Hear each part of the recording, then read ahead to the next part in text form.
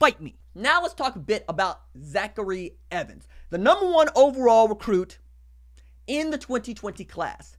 It's been a while since we saw a running back ranked #1 overall in the entire class. Like, just goes to show not only how good Zachary Evans is, which I'll talk about here in a minute, and why I like him, and why I think there's going to be some moving and shaking in these rankings to come, but also just how deep this class is at running back. So for you to have a #1 at running back and then to have this depth is kind of ridiculous. Like, in the rankings era, which go back to 2000, I don't know that we've seen a running back class this deep ever.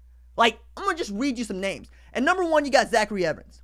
At number 11, Kendall Milton, also an OU target. Jase McClellan at number 24, 5-star running back who's committed to Oklahoma for this 2020 class. Marshawn Lloyd at number 27. Chris Tyree, all-purpose back, number 29.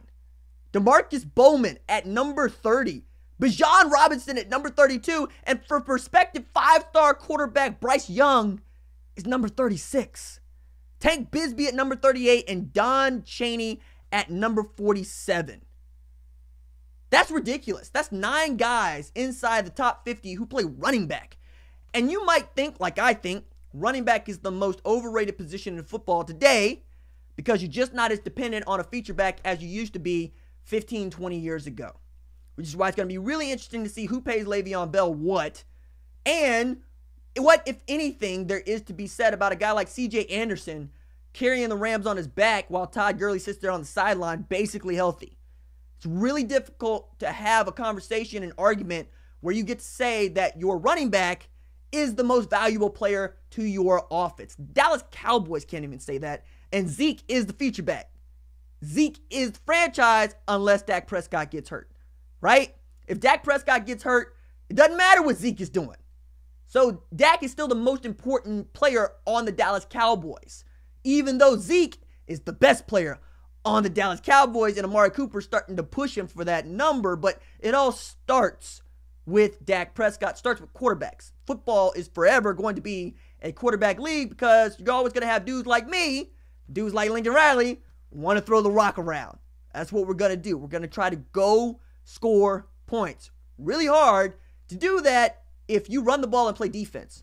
But also, if you run the ball and play defense, you basically have a better chance of winning titles at this point, would be my argument.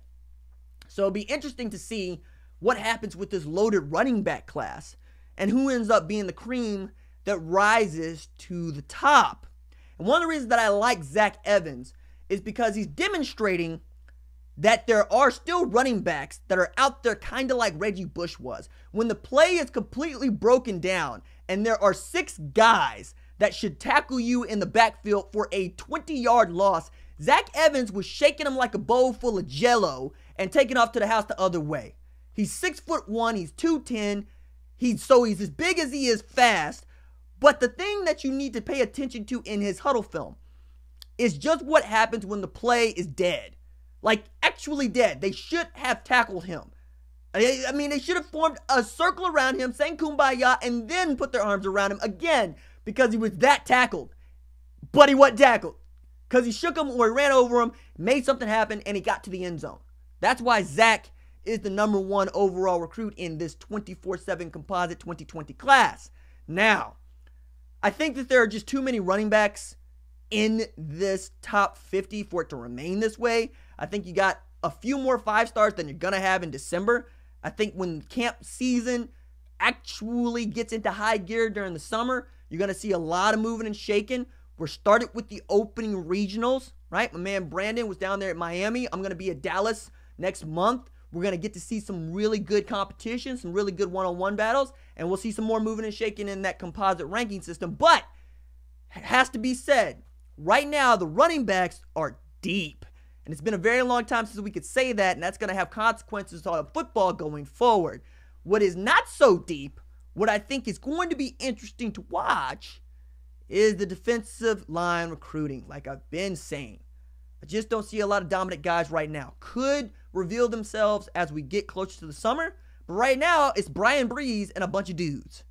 We will see who, if anybody, can rise into that top tier of defensive linemen because you got corners. Keely Ringo is a dude. 5-star corner out of Seguro. Elias Ricks is a dude. 5-star corner out of Mater Dei.